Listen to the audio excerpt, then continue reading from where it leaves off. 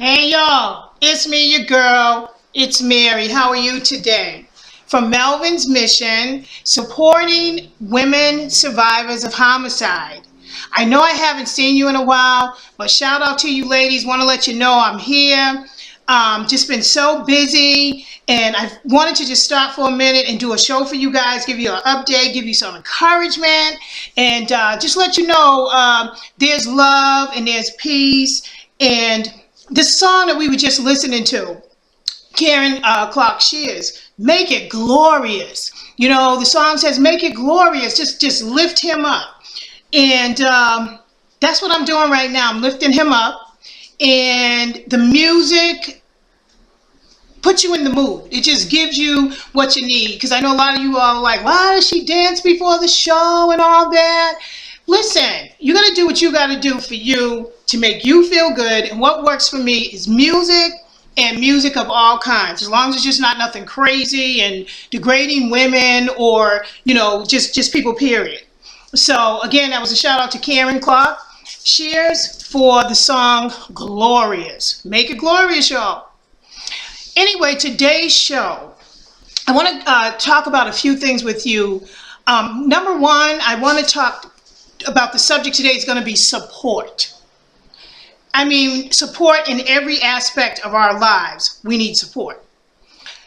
We had a rally on yesterday. We did a rally, Melvin's Mission sponsored a rally called Talk is Cheap, standing against homicides of every kind, standing against homicides from a shooting, homicides from a vehicle, homicides from a stabbing, drowning, whatever it is. We stood against every type of homicide that there is.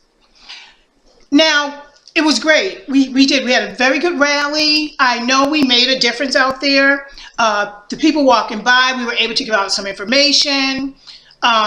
Folks noticed us, which is what's important, because that's what we wanted, because we want to bring awareness to women survivors of homicide, number one, and just the whole foolishness that's going on in our communities, how our children and our mates and our friends and our neighbors and our coworkers are just being murdered, you know, right in our front yards. I'm not even going to say backyards, but right in our front yards.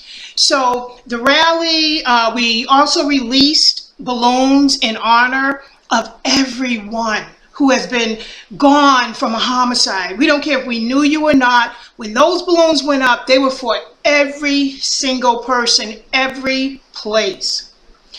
Now, as I told you, the show is going to be on support. The problem is, why don't we support each other? I can't understand it. If you say you love people, if you say that, you know, I'm with you, I'm for it, I'm for the cause, you know, let's go, let's do this. I'll be there, I'll stand with you, I'll be there for you. And, you know, the situation happens, you go ahead and you do the thing, and people don't show up. So for me, it's like, why even say you're going to do it? And you know in reality that you're really not going to. People count on you. So, you know, just a shout out to folks, we need to support each other. We are the community that is number one in homicides. It is our family members and our friends who are being cruelly being taken out of this world. And we don't stand up. We don't do anything. Every other communities are out there. If we just keep it 100, before Sandy Hook School, you know, Newtown happened, and God rest those babies. Before that happened, suburban cities weren't doing rallies regarding homicide and really upfront out there about gun violence. And it is like, once that happened, it's like the whole world woke up to gun violence, woke up to violent crimes, woke up to homicides in general. When this has been going on in our community forever. So I'm very not discouraged at all, because I would let nothing discourage me from Melvin's mission in doing what I'm supposed to be doing. But I'm just kind of disappointed, I guess. Where are we? I was at a rally a couple of days ago and down at the State House, and I believe it was myself and 4 other minorities. And there had to be at least 100 of us, 150. And here we are, 4 minorities from the inner city, out of this vast mass number of people. Why aren't we representing? Why aren't we supporting?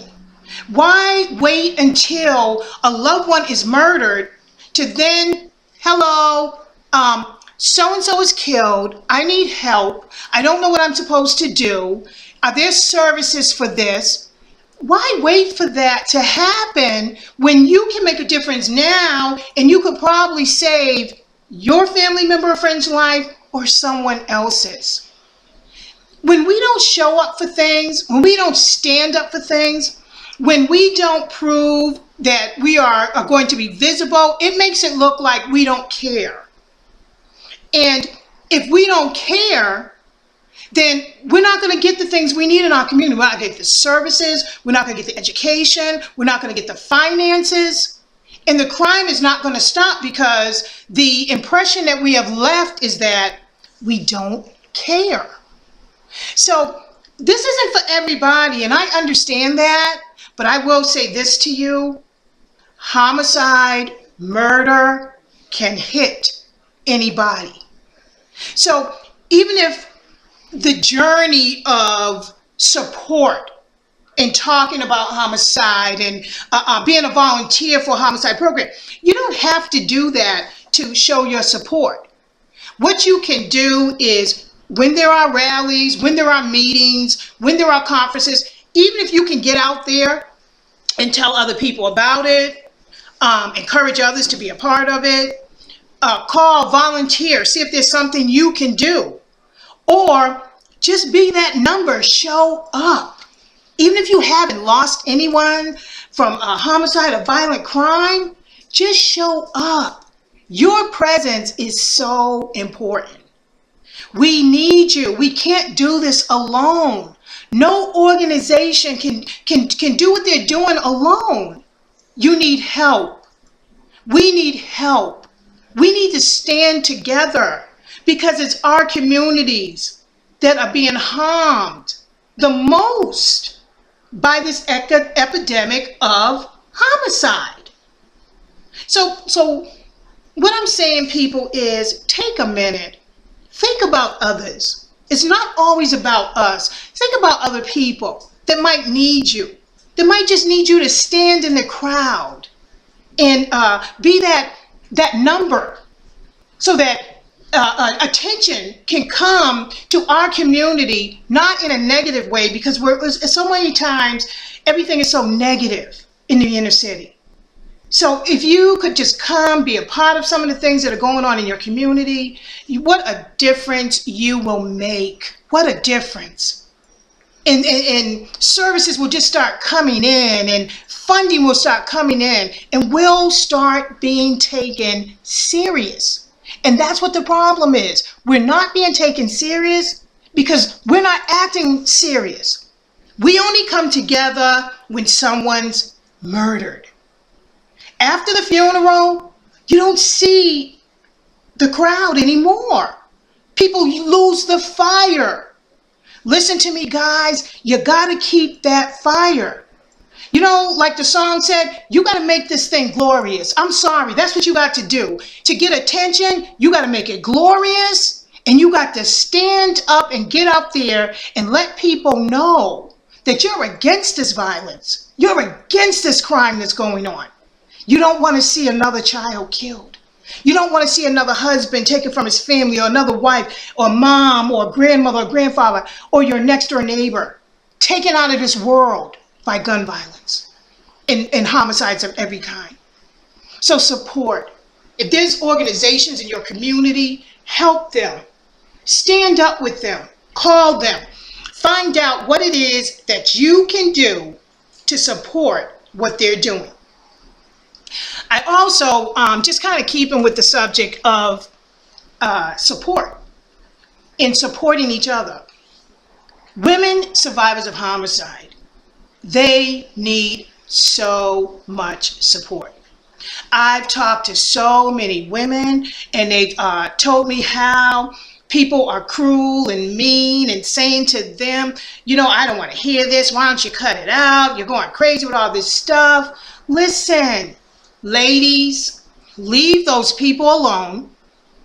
Find another survivor who understands what you're going through and come together and support each other. Do your own networking in your community. Maybe there's someone on your job who is a survivor and you didn't know this, and she's looking for a friend. She's looking for someone to encourage her, just like you are. You know, it's sad to say, sometimes you got to just let folk go, and I don't care who it is, best friends, neighbors, family, other loved ones. You have to do it to keep your sanity. You need to be involved with other women who are going through the exact same thing that you are going through, because they understand what you're going through. They're not going to tell you to be quiet. They're not going to tell you stop talking about it. They're not going to tell you why haven't you gotten over this. They're not going to tell you why are you laying in the bed all day today. They're not going to tell you why do you walk around with your dead loved one's picture in your wallet. Why? You want to know why? Because we are surviving homicide. Somebody we loved, somebody we cared about was taken out of this world violently, not by a natural cause or disaster, and we love them. And we will never stop fighting for justice for them. So it is so important, ladies, that you get the support that you need. And where will you get that from? Another survivor.